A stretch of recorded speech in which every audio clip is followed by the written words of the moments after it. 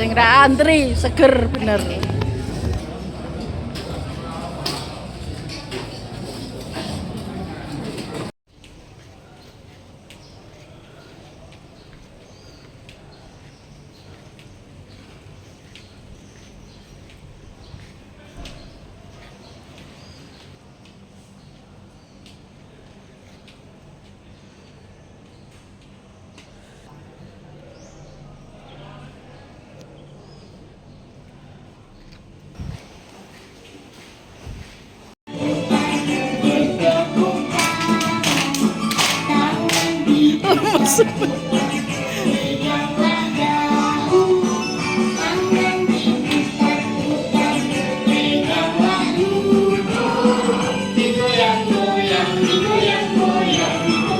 Goyang-goyang, Pak.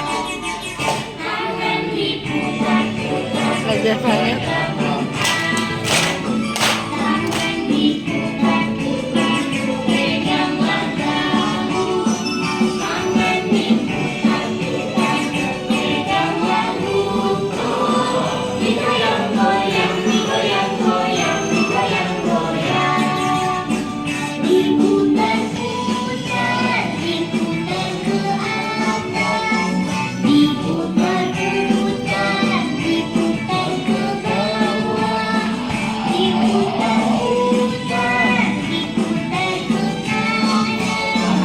Kanan, Mbak.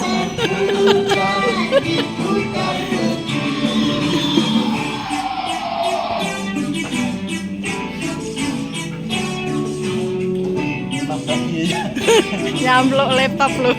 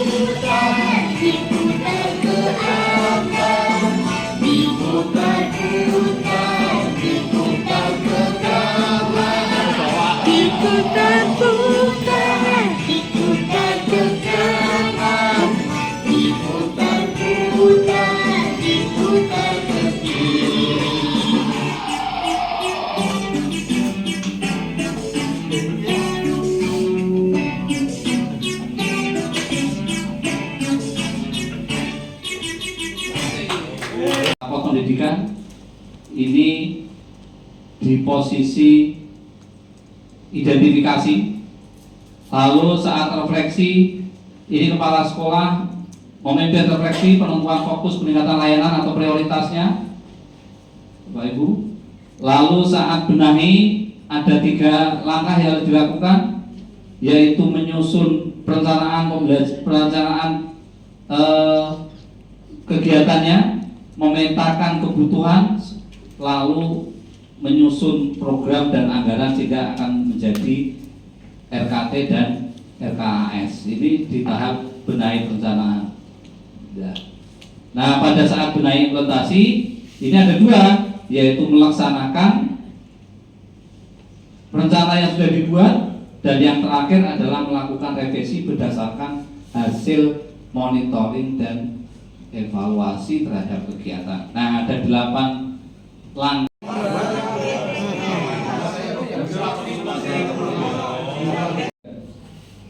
Bisa digunakan ketika dalam deep learning, yaitu STEM. Ya, apa STEM itu ya? Science, Technology, Engineering dan Matematik. Dan satu lagi pematang pembelajaran yang perlu nanti kita lihat adalah terkait dengan integrasi perubahan iklim, Bapak Ibu ya. yang di dalam pembelajaran yang itu juga menjadi program prioritas dari Kemendikbud ini. Nah, ini 3 ini nanti kurang lebih 5 jam, 2 jam di malam hari ini ditambah 3 jam besok pagi, Bapak Ibu. Nah, kita nanti di sini bukan untuk, karena ini pengawas, bukan bagaimana mengajarnya dan tidak, tapi setidaknya nanti pengawas harapannya melalui kegiatan ini Bapak Ibu ini sifatnya penguatan, karena kita yakin Bapak Ibu sudah kuat, wis perso, sudah tahu tentang ya deep learning dan sebagainya ini. Sehingga ini sifatnya untuk penguatan saja Bapak Ibu. Ya. Nah, pembelajaran yang sekarang untuk memenuhi fokus di dimensi yang mana? Ini dimensi yang mana? Ya. Nah, nanti kalau Bapak Ibu melihat RPP atau modul yang deep learning, nanti Bapak Ibu akan bisa gitu. Ya. Ini sehingga tidak harus semuanya, Pak. Tetapi yang harus ada di dalam belajar bermakna itu adalah prinsip ini harus ada, Pak. Ya, bermakna, berkesadaran, dan mengembirakan. 3 itu harus ada, 3-tiganya. Ya, itu harus ada. Tidak bisa hanya mengembirakan saja. Ya, anak-anak tidak tahu itu sinau apa lah, dewe kan mau goyang payu kalau nyanyi lagi.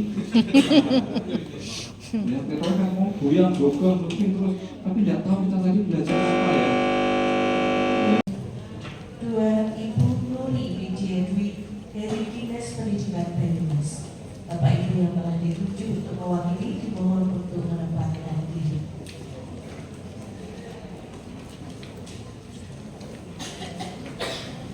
Untuk menempatkan tanda peserta secara simbolis.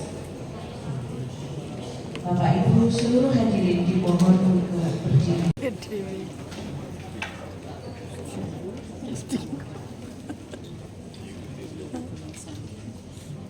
Penyematan tanda peserta diikuti oleh seluruh peserta.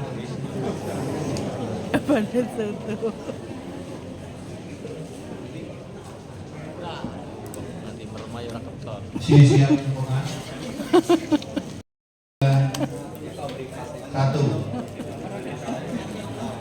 Semangat.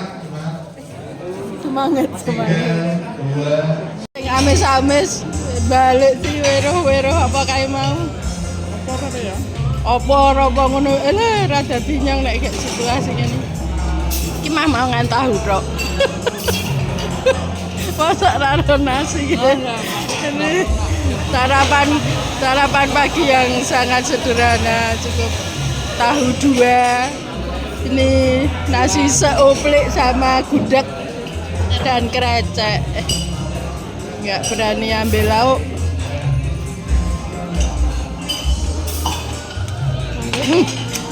Siswa itu harus tahu bahwa saat itu saya sedang belajar, saya sedang mempelajari sesuatu, saya ingin mencapai sesuatu, itu mereka ngerti. Ya. Mereka ngerti, jadi jangan sampai anak tidak tahu ini apa tahu yang mau saya pelajari, gunanya apa, tujuannya untuk apa, saya harus bisa apa. Nah ini yang disebut dengan berkesadaran. Ya. Kadang anak-anak kita nggak ngerti, kita tuh hari ini mau mempelajari apa, ngertinya bahwa hari ini pelajarannya IPAS gitu udah. Jadi mau apa, targetnya apa, tujuannya apa, tidak tahu. Karena memang gurunya tidak memberitahu atau tidak mengarahkan responnya ke arah itu, Bapak Ibu.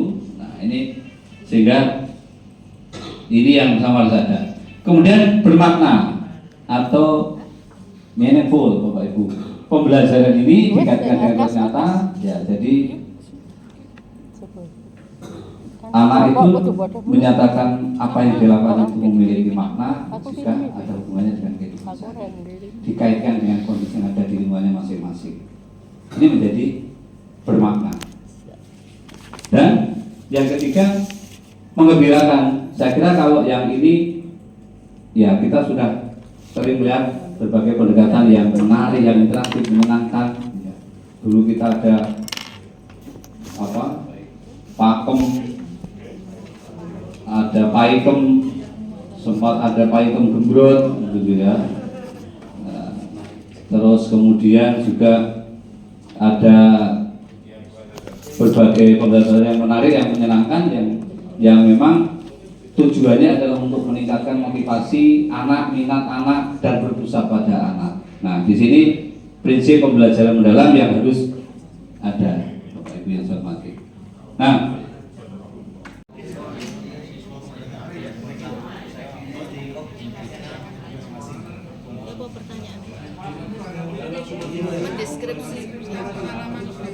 mendeskripsikan pengalaman belajar, memahami pembelajaran. Isinya enggak ini memahami ada stimulus, identifikasi masalah, pengumpulan data, pembuktian. Masih memahami ada stimulus, identifikasi,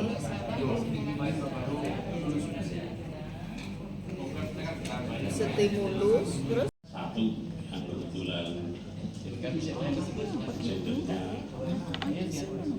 kembar belum mengisi PM, belum mengisi sino apa dia? Sambian kayak bukan pelatihan coding apa sana? mencermati modul belajar sesuai dengan instrumen di LPM. Untuk menulis ada dan tidak itu sangat mudah, tapi untuk mencermatinya itu harus dari baris atas sampai yang paling bawah, sampai tanda tangan juga dilihat. Ini dewe rano tadi ini Persiapan peserta didik identitas itu tanda pengen itu ada, dan salah satu keterangannya itu dicarikan pada kata pembiasaan dan orientasi. Kan kalau Itu identitas di sekolah hukum. Kemudian untuk memahami karakteristik materi pelajaran, di sini ada contohnya itu guru menginformasikan materi yang akan dipelajari.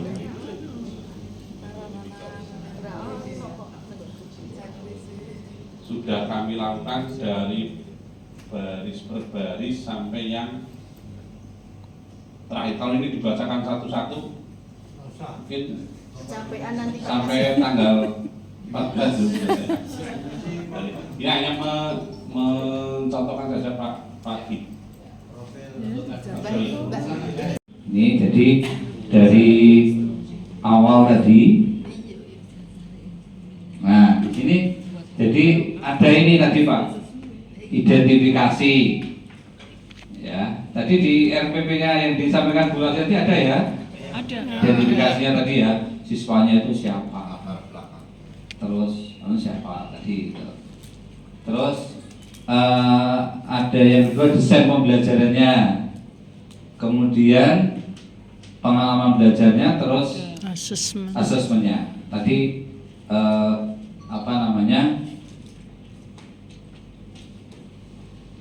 rangkaiannya seperti ini. Ini yang memang dari tanya begitu Bapak Ibu. Nah, ketika nanti didesain, nah bentuknya menjadi seperti ini Bapak Ibu. Nah, jadi memang di RP pembelajaran mendalam ini kalau desainnya dari Kemendikbud memang sudah ada Pak. Jadi ini bentuknya seperti ini. Jadi sudah ada. Nah, tadi diimplementasikan seperti tadi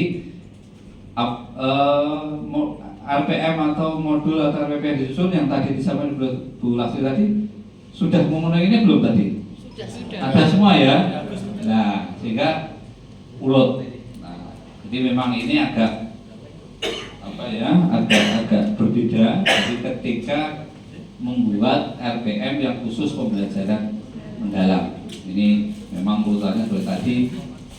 Contoh realnya bisa yang dari belajar, karena itu tadi hasil download Bapak Ibu bisa download semua itu. Nah, bisa download semua itu. Nanti bisa menjadi acuan. Oke. Kemudian Bapak Ibu yang saya hormati, yang berikutnya, kalau gurune dengan kolaborasi antara sains, teknologi, engineering dan matematik. Ini intinya pembelajaran berbasis masalah yang bisa mengintegrasikan, memanfaatkan komponen ini dalam pembelajaran. Nah, ini juga di dalam pembelajaran mendalam, STEM ini juga bisa digunakan. Nah, ini mengenalkan saja untuk STEM-nya Bapak Ibu. Nah, langkah-langkahnya, ada beberapa pendapat.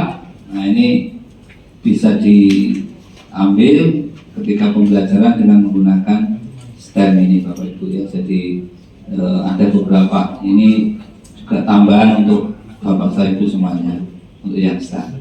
Lalu terkait dengan integrasi pendidikan perubahan iklim Bapak Ibu yang saya hormati, ini sebagai dampak saat ini perubahan iklim Bapak Ibu ya, sehingga harapannya dari kementerian di dalam pembelajaran ada integrasi, ada kaitan ya, dikaitkan pembelajaran yang ada, CP yang ada, TP yang ada itu dengan perubahan iklim yang ada. Nah, ini juga ada keterkaitan dengan, dan sudah ada pemetaan kompetensinya di fase A maupun BC. Misalnya Bapak Ibu yang saya hormati, ketika dia berada di pesisir laut, nah ini ada beberapa yang disampaikan dampak perubahan iklim itu apa saja. Ketika dia berada di wilayah kota besar, apa dampaknya dari perubahan suhu panas di kota itu. Nah, ini ikut disampaikan, artinya diintegrasikan di dalam pembelajaran adanya isu tentang perubahan iklim. Ketika dia berada di ini, maksudnya seperti itu Bapak Ibu. Oke. Nah, ini beberapa konsep yang menjadi titipan masukan di dalam penguatan pembelajaran. Baik, Bapak Ibu yang saya hormati, di sesi terakhir saya minta Bapak Ibu untuk melakukan aksi nyata. Bapak Ibu boleh membuka. Dengar yang tentang nanti Prabowo akan bagi-bagi smart board ya. Nanti salah satunya nanti kita juga akan ada informasi tentang itu. Kemudian yang kedua nanti tentang portal rumah pendidikan. Nanti Bapak Ibu akan mengeksplor langsung berkaitan dengan rumah pendidikan. Sudah pernah membuka Bapak Ibu? Iya. Oh, baru tadi. Gak apa-apa, kita bareng-bareng ya. Gak apa-apa. Dan yang ketiga, platform teknologi pembelajaran. Nanti kita akan mencoba beberapa platform teknologi yang memungkinkan untuk membantu pembelajaran kita akan lebih bagus dulu. Kemudian ada konsep dan implementasi coding. Nanti selanjutnya ada implementasi dan etika kecerdasan artifisial. Dan kemudian nanti simulasi penggunaan Bapak Ibu. Nanti ada 6 konten materi ini yang nanti akan kita sampaikan. Nah, Bapak Ibu ada kertas nggak? Dikasih blok note kan ya? Ya. Silakan Bapak Ibu coba tuliskan. Ruang sekolah, ini ruang sekolah. Ini ruang. Riwayat pendidikan. Riwayat pendidikan dan pendidikan.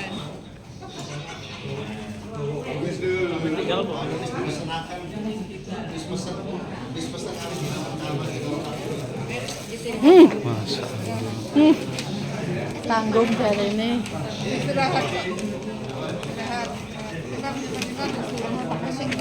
Tiga ian.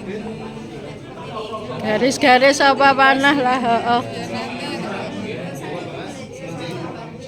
Garis apa panah?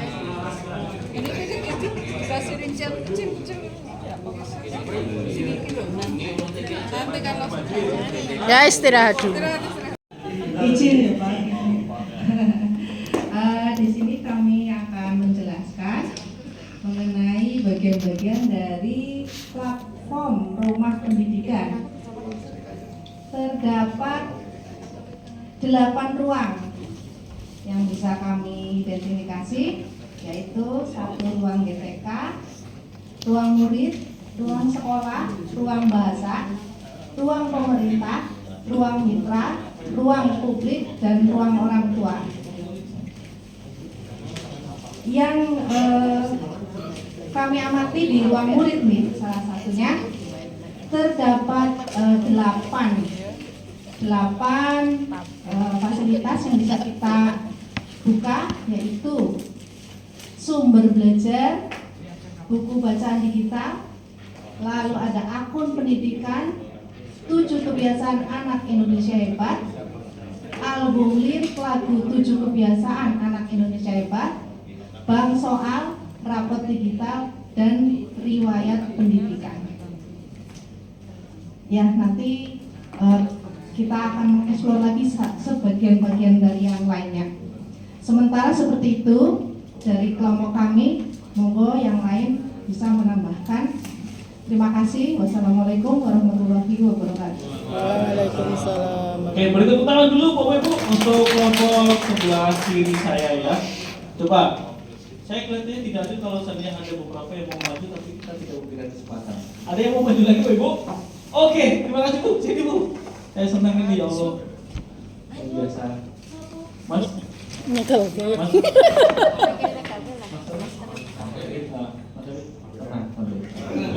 Kami akan menyajikan mind map karena tadi mintanya adalah mind map. Maka kami menyajikan mind map dari isi rumah pendidikan, di mana rumah pendidikan itu terdiri dari 8 ruang, yaitu ruang GTK, ruang sekolah, ruang bahasa, ruang pemerintah, ruang mitra, ruang publik, dan ruang orang tua serta ruang murid. Dari ruang murid ini dapat dipecah-pecah lagi menjadi suatu ruang, yaitu ada 8 juga, yaitu sumber belajar, buku bacaan digital, akun pendidikan, kebiasaan, 7 kebiasaan anak Indonesia hebat, album lagu anak, bank soal, rapor digital, dan riwayat pendidikan. Semua ruang ini akan dipecah-pecah lagi, namun kami hanya mengambil di ruang murid. Terima kasih. Assalamualaikum warahmatullahi wabarakatuh. Waalaikumsalam. Beri tepuk tangan yang meriah Bapak Ibu. Ya, tunggu ya.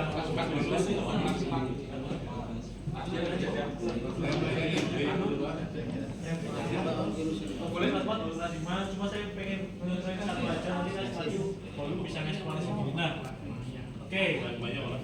Yang sudah nanti dulu ya, tunggu yang lain dulu ya. Ya nanti kita pelan. Nah, tim edukasi coba. Bapak Ibu mau coba yang mana? Salah satu katakan. Nah, ini bola bilangan atau apa? Mau Bapak Ibu dicoba dulu. Ini kita bermain. Ini untuk kelas 2.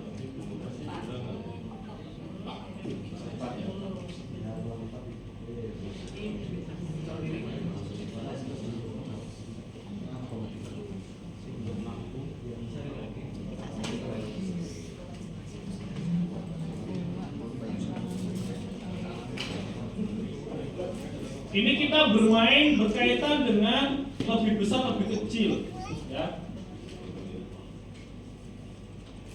Ini, nah ini katakan begini, nempelin, ditempel, kayak katakan gitu ya.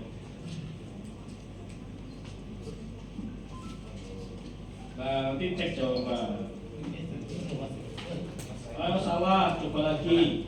Nah ini game ini Bapak Ibu itu ada beberapa, silakan Bapak Ibu coba di situ. Silakan. Kalau tadi kita ke lab maya, sekarang coba Bapak Ibu ekspor berkaitan dengan game edukasinya. Ya. Silakan.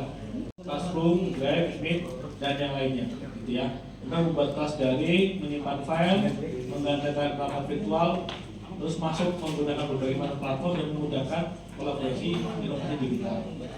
Saya coba dulu Bapak Ibu akan mengenalkan kepada Bapak Ibu berkaitan dengan Google Workspace for Education. Bapak Ibu silakan membuka menggunakan akunnya gitu ya.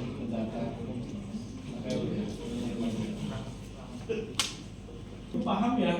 Email biasa lah gitu ya. Kemudian ini Drive, Bapak Ibu sudah sering ya Iya.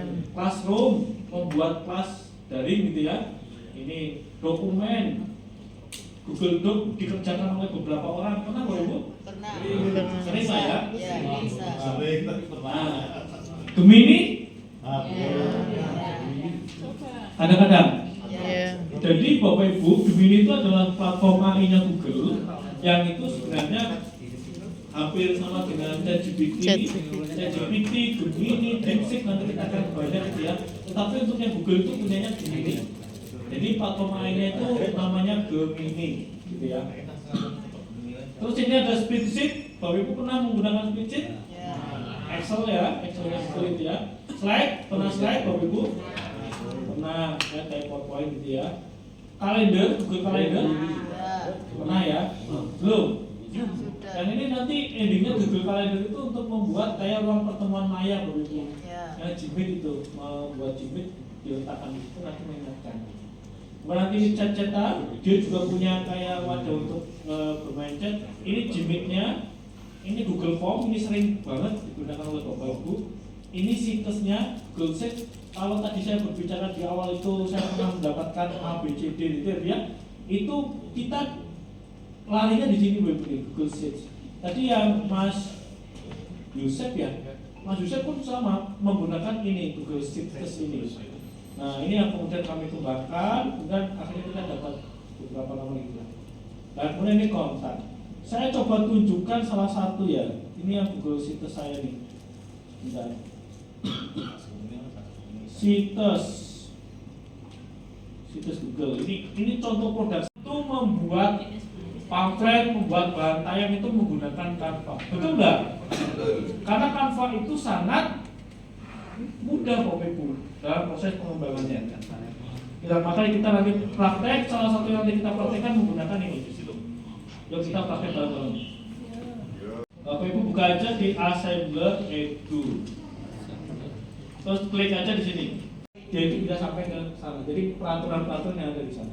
Jadi kalau seandainya tadi di titik sini kemudian titik sana, dia sampai sana itu dengan majunya berapa langkah, mundurnya berapa langkah, kanannya berapa langkah, kirinya berapa langkah. Nanti akan kita kuatkan pada di pelatihan coding AI, fokus ke coding AI, gitu ya. Nah sekarang kalau tadi kan pakai komputer, lah ini yang nanti akan sering dilakukan kepada Bapak Ibu di beberapa daerah yang tidak punya komputer menggunakan unplug. Unplug itu konsep pemrograman tanpa menggunakan komputer melalui aktivitas fisik. Kalau tadi blog ini kan harus pakai komputer ya, bisa? Kalau tidak bisa kan pakai. Nah ini yang tidak pakai komputer, caranya sama Bapak Ibu. Ini contoh salah satunya ya.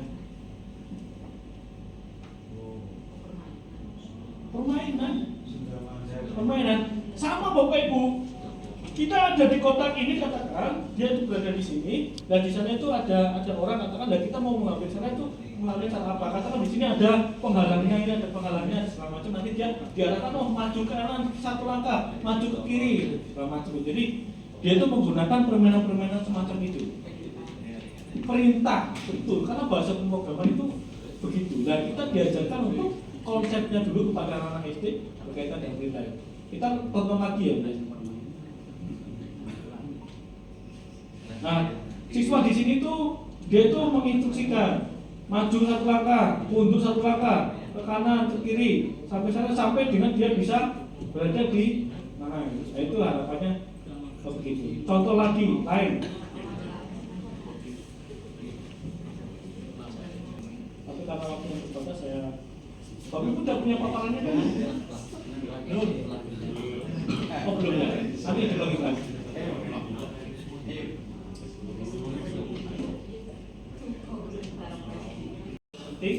Privasi data, tanggung jawab dan akuntabilitas, keterbukaan dan transparansi, dan perhatian terhadap hak cipta. Maka kita tidak semena-mena berkaitan dengan penggunaan kecerdasan artifisial. Nah, ini yang mungkin perlu jadi penegasan bahwa artificial intelligence itu juga memiliki keterbatasan dan tidak selalu memberikan jawaban yang akurat. Betul? Jadi jangan selalu percaya berkaitan dengan AI, tapi kontrol tetap dari kita. Karena tidak semua tergantung dari yang memasukkan AI-nya, datanya itu. Jadi jangan sepenuhnya percaya dari AI itu, karena tidak semua itu benar. Ini beberapa ragam aplikasi AI yang bisa Bapak Ibu lakukan, ChatGPT, Gemini, Jasper AI, dan banyak hal. Yang penting Bapak Ibu nyaman aja di salah satunya gitu. Nah ini memperoleh prompt. Nah prompt itu Bapak Ibu yang tadi instruksi itu harapannya ada perannya itu apa, langkahnya bagaimana, nadanya seperti apa, formatnya gitu ya. Terus batasannya berapa, contohnya ini salah satu prompt Bapak Ibu. Jadi Bapak Ibu sebagai pengawas sekolah gitu. Kemudian Bapak Ibu memerintahkan apa, rancang program pendampingan guru untuk meningkatkan keterampilan ini. Terus kontennya apa, Google Workspace, Canva Edu, dan platform gitu. Kemudian susun menggunakan unsur dan dalam format jadwal pelatihan, topik yang dibahas, metode pendampingan, dan yang paling keberhasilan. Terus ada contohnya juga. Nah ini contoh prompt yang Bapak Ibu bisa lakukan, masukkan ke ChatGPT, kopikan. Saya kira itu, dan endingnya kita membuat rencana aksi. Kita kebiasaan anak Indonesia hebat, dan MBG nanti bisa sharing kalau MBG-nya di Banyumas seperti apa, di Banjarnegara seperti apa, di Kabupaten Batang apakah sudah apa belum, seperti itu. Di Kota Tegal yang jelas kemarin mau dimulai tanggal 19 Mei Bapak Ibu, di satu kecamatan ternyata di cancel. Luar biasa. Itu nanti mungkin bisa ditularkan ke satuan Di sekolah binaan kami, ini merupakan akronim dari pemantauan tindakan jasmani, kesehatan, olahraga setiap hari. Jadi ini merupakan project based learning yang dilakukan oleh guru untuk peserta didiknya dengan berkolaborasi melibatkan orang tua untuk memvalidasi kegiatan aktivitas olahraga selama kurun waktu tertentu. Setiap hari anak itu harus melakukan aktivitas olahraga, apapun itu, boleh jalan, boleh lari, boleh push up, sit up, atau aktivitas fisik yang lain.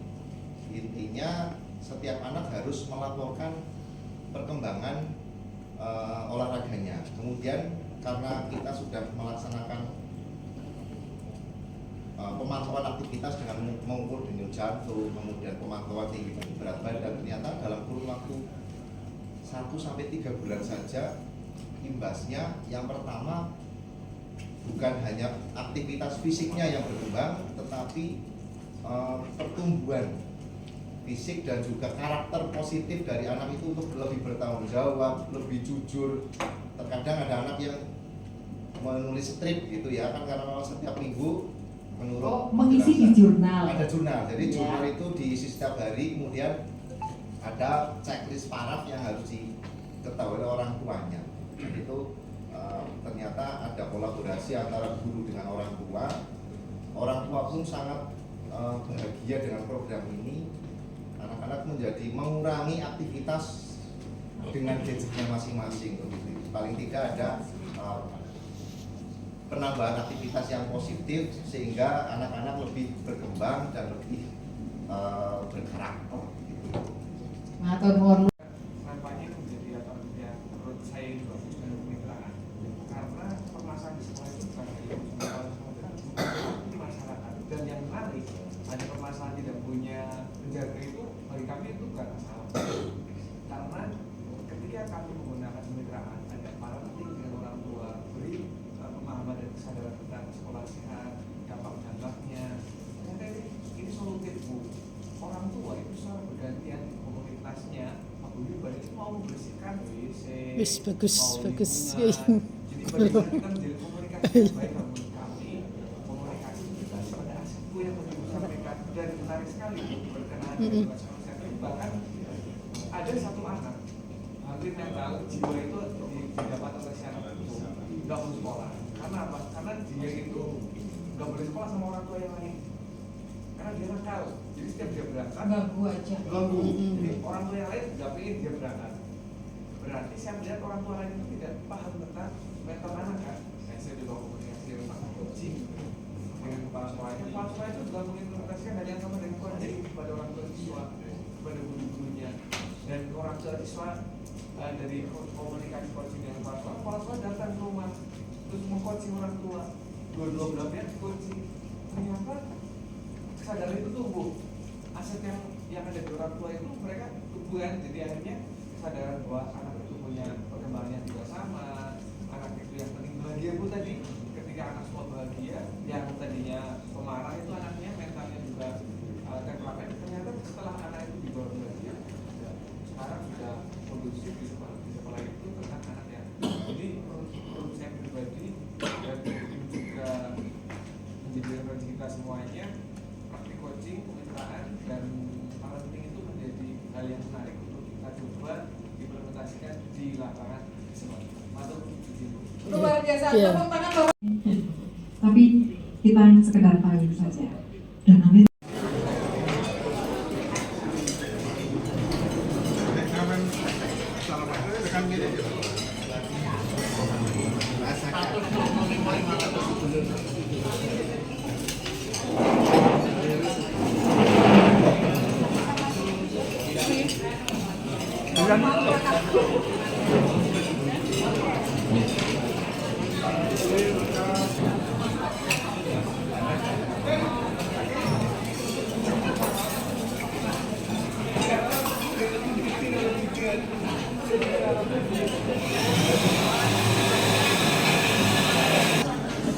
Yang banyak makannya Bu, double lo harus banyak makannya. Oke, seger-seger sayuran, sambal.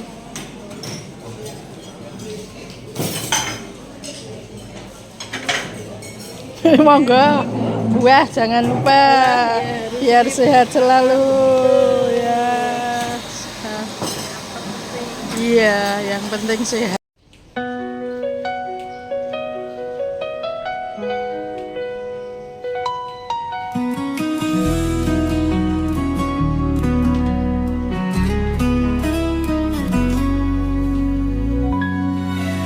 Aku melangkah di jalan hidupku, mencari tujuan dan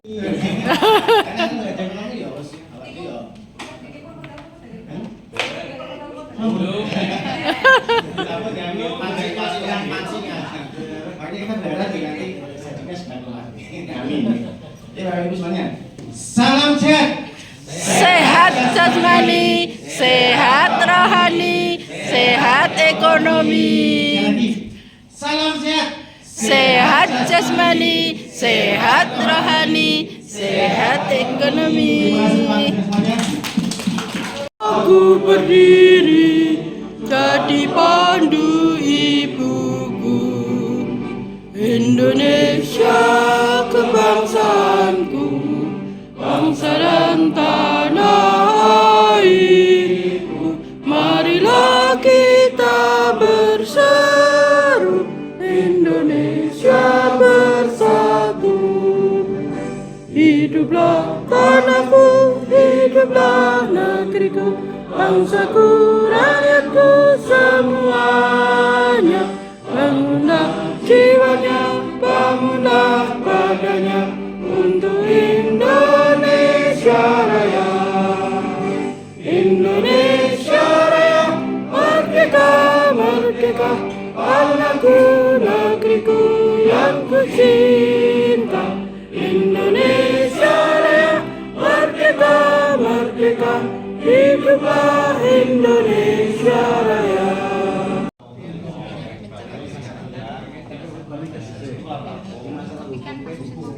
Jangan ringan karena biasanya anak yang suka mengambil kan dia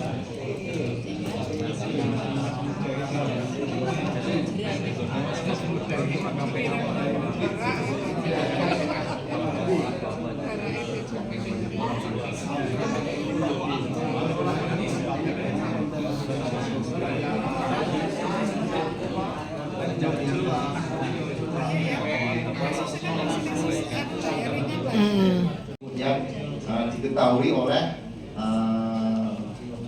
tukang ojek online yang kemudian melintas saat itu dan menyampaikan kepada orang tua dan akhirnya dibawa ke medis oleh orang tua. Nah, ini kasus secara singkat dari hasil diskusi kami, identifikasi jenis kasus ini merupakan kekerasan fisik yang ada di luar sekolahan. Di sini mengarah ke tindakan perundungan atau kekerasan antar pelajar. Kasus ini termasuk dalam kategori kekerasan fisik karena mengakibatkan luka fisik dan mungkin trauma secara psikologis yang dialami oleh Pedro. Meskipun kejadian ini sudah di luar jam pelajaran dan di luar lingkungan sekolah, namun karena masih menggunakan seragam dan ini melibatkan 2 siswa dari sekolah yang berbeda, ini tentunya perlu penanganan dari berbagai macam pihak. Jadi yang pertama kewenangan dari PON karena menang, kemudian ada perlakuan yang tidak baik dari yang kalah, ya tentunya dengan melempar bola, kemudian dengan melibatkan teman-teman untuk mengejek begitu ya, sehingga dia merasa tidak nyaman. Nah, risiko yang ditimbulkan dari kasus tersebut adalah Edo merasa cemas, kemudian tidak percaya diri, tertekan, takut, trauma, kemudian jika terus terjadi Edo tidak berani berangkat ke sekolah. Kemudian rangsangan penanganannya adalah yang pertama, tim TPPKS ini mempelajari laporan dari Edo. Yang kedua adalah memanggil Edo dan Nando serta saksi, ini dari teman-temannya yang menyaksikan. Kemudian melakukan BAP terhadap Edo dan Nando. Berikutnya adalah mengumpulkan keterangan dan bukti dari pelapor, terlapor, saksi, dan pihak terkait seperti guru olahraga, wasit, dan juga orang tua.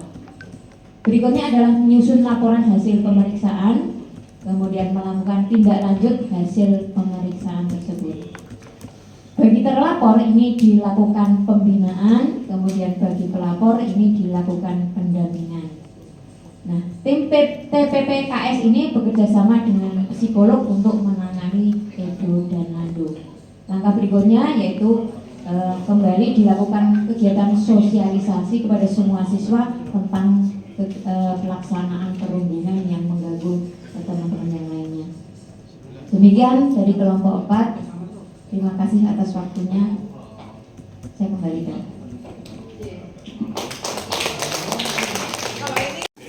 Banjarnegara Batang gitu. Wah, saya bisa ngomong apa-apa gitu ya. Karena saya berasal dari sana nih, saya kenalan dulu Pak. Kita akan doakan selamat sejahtera, sehat sentosa, selamat panjang umur dan bahagia. Itu masih sengaja nggak tahu lambat saya. Lahirnya 11 Juni Pak, ini saya sekolahnya di situ, kantornya di sini. Dulu kami di Ungaran Pak, jadi kantor ini bergabung di tahun 2000-nya. Dan yang terakhir ini Bapak Ibu, tugasnya pengawas adalah memastikan satuan pendidikan memenuhi indikator, bukan memenuhi dokumen ya, memenuhi indikator. Baik, kita lanjut ya Bapak Ibu ya. Nah, ini kegiatan kita kurang lebih 3 jam, sudah terpotong 15 menit, nggak apa-apa. Santai aja, satu pip lebih banyak dipotong, saya lebih enak. Lebih cepat. Nanti ada AN, ada TKA ya Pak. Ada TKA, beda urusannya gitu ya. AN itu nanti untuk satuan, ini AN. Lalu ini Dapodik menjadi sumber data juga. Kemenat, ada Bapak Ibu pengawas Kemenat di sini? Tidak ada ada. ya. Ini Kemenat juga. Platform digital tadi Bapak mengendikan ada EKIN, kalau SMK ada Tracer Studi dan seterusnya. Ini sumber data kita.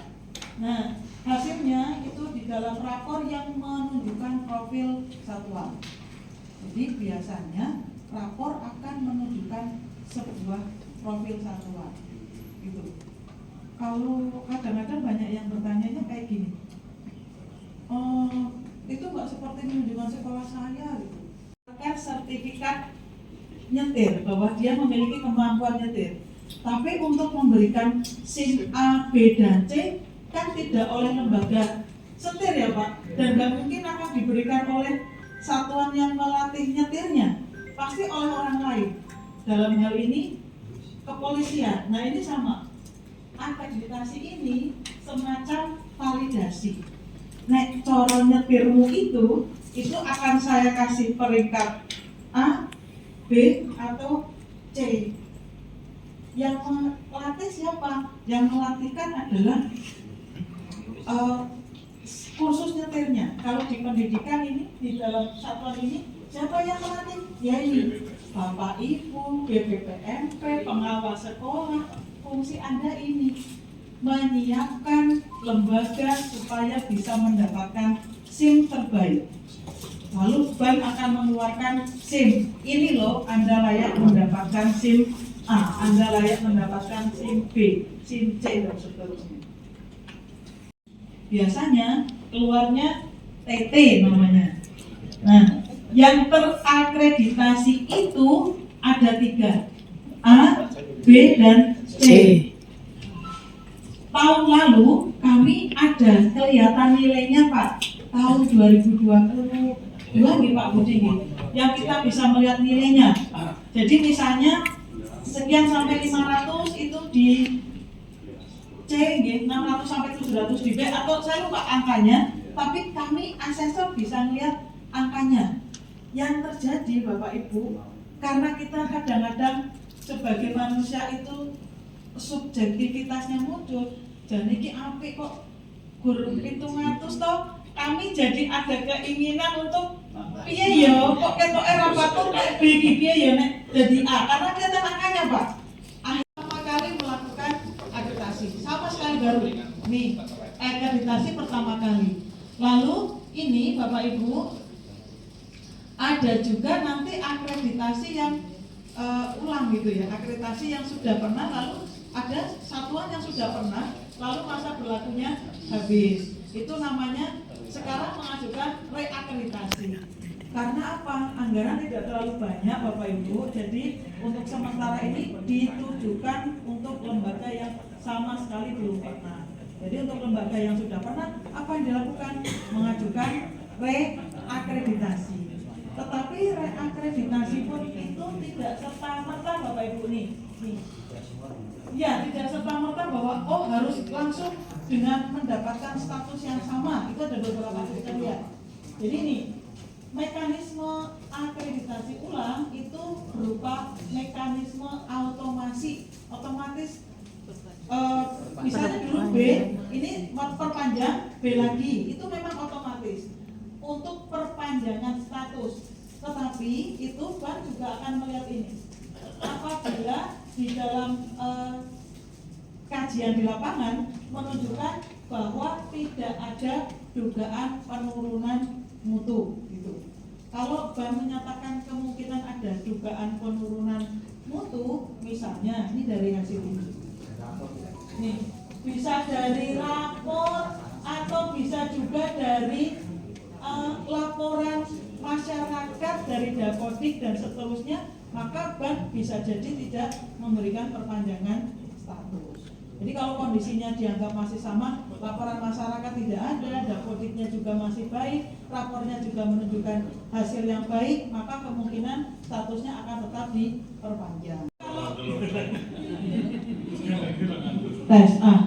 Jadi kalau misalnya ada dugaan penurunan mutu, status bisa jadi tidak diperpanjang. Contoh dugaan ini, misalnya hasil pantauan, hasil aduan masyarakat, atau ini karena ada dugaan itu bank menurunkan atau menerjunkan asesor untuk melakukan cek ulang. Ini bisa jadi tidak dilakukan perpanjangan. Ini yang daftar ulang. Nah kalau yang baru Bapak Ibu, nggak usah carikan yang baru.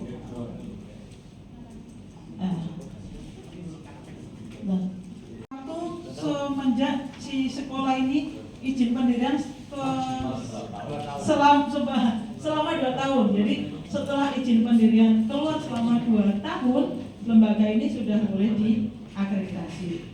Hanya ada berbeda sedikit. Kalau dulu kan akreditasi by mengajukan ya Pak ya. Kalau sekarang by top down, jadi diperintahkan dari atas. Kalau dulu enak Pak sebenarnya, diberi kesempatan lembaga asalkan sudah 2 tahun berdiri sejak masa pendirian, dia boleh mengajukan. Nah sekarang sudah tidak, karena begitu diberi kesempatan itu lembaga lah urung siap gitu. Akhirnya malah dibalik sekarang, jadinya top down lagi. Dulunya bottom up usulan, nah sekarang top down. Itu Pak minimal 2 tahun. Kepatuhan administrasi dan aturan standar yang kaku dan terlalu rinci. Standar 1 sampai dengan 8 masing-masing ada sekian, sehingga dokumennya ada sekian banyak. Itu yang terjadi di tahun 2005. Lalu ada sedikit perubahan di tahun 2019. Itu ada beberapa perbedaan nih Bapak Ibu. Tahun 2020 di SM namanya IASP ya Pak, Instrumen Akreditasi Satuan Pendidikan. Kalau di PAUD namanya IPV, Instrumen P-nya lupa saya. P-nya visitasi, intinya itu instrumen untuk melihat di visitasi. Nah, ini PAUD dan PKBM dulu berbeda. Tetapi di tahun 2020 ini sudah mulai menuju ke BAI Perform tadi yang diceritakan Pak Budi. Nah, tahun 2023 instrumen ini nanti akan menjadi instrumen yang sama gitu ya antara PAUD dan PNF, di mana sebutannya adalah instrumen ban PDF. Walaupun tahun ini sepertinya PAUD akan menggunakan instrumen yang lama karena on proses. Apalagi juga kemungkinan besar standarnya akan ada penyesuaian, jadi agak lama lagi proses penyusunan instrumen baru. Jadi masih menggunakan versi instrumen tahun 2023. Ini akreditasi adalah inklusif, artinya menyeluruh, berlaku seluruh jenjang, kemudian kontekstual, beragam sesuai dengan kebutuhan satuan, dan bermakna. Ini prinsip instrumennya.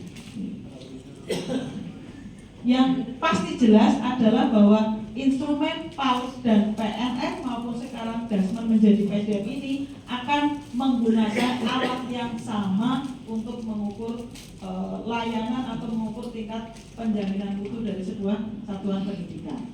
Ini Bapak Ibu terkait dengan prinsip instrumennya.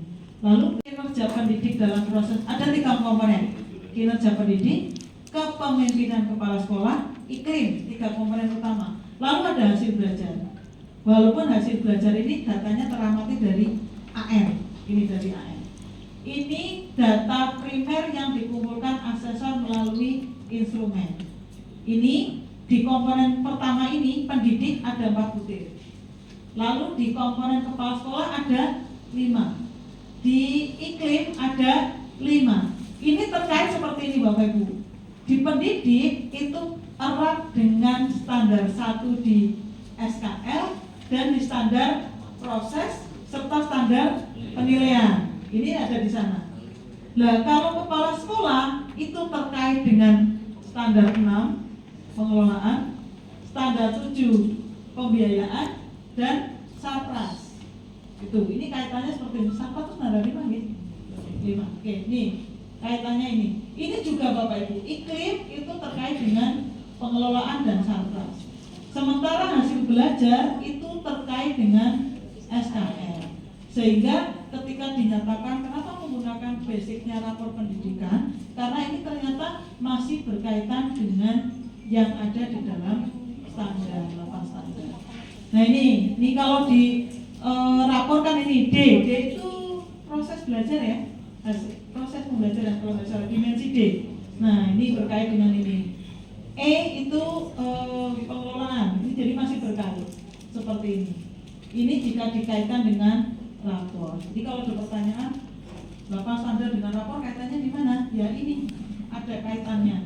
Beberapa dimensi berkaitan erat dengan 8 standar. Itu nggih Bapak Ibu ya, ini jawabannya. Kalau deskripsi kinerja ini semacam cerita bagaimana kondisi sekolah gitu ya. Lalu kurikulum ini pasti punya ya. Lembaga mestinya punya. Lalu RKT ini jantungnya program kerja dari RKT gitu. Jadi akan dilihat. Lalu RKAS, lalu KAUDI, contoh RPP atau modul ajar gitu. Lalu video. Sok-sok lembaga membuat video profil boleh sih, nggak apa-apa. Yang penting menggambarkan profil sekolah. 6 ini saja kira-kira sekolah nggak ya berapa? Nampak ini yang diunggah. Ibu, asesor normal.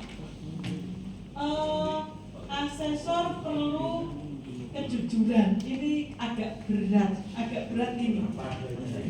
Iya, nih saya nggak tahu kecenderungan subjektivitas iyo ada. Ya itu tadi apalagi waktu kami mendapatkan kesempatan mengintip angka, kalau sekarang kan bukan gimana, Pak. Lalu asesor tidak boleh tergantung, dia harus mandiri dan tidak boleh berdasarkan pertentangan atau kepentingan tertentu atau terjadinya konflik of interest. Saya melapor ke bank karena saya itu kalau BPPMP kan bekerjanya paling wilayah nggih, paling wilayah atau niku. Jadi saya itu kebetulan paling wilayah Kota Semarang. Saya bilang ke bank, tolong saya jangan ditugaskan di Kota Semarang. Ada konflik of interest dalam diri saya karena Pak Kadis bilang gini.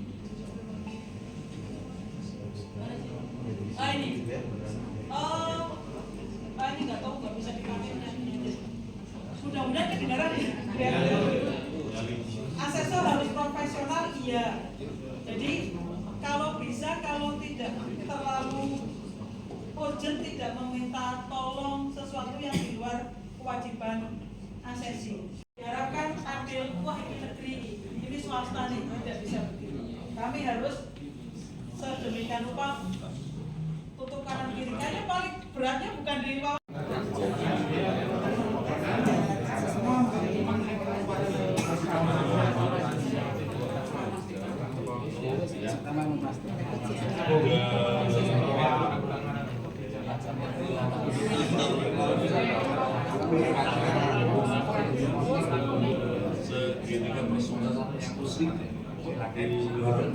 Jadi memberi pemahaman kepada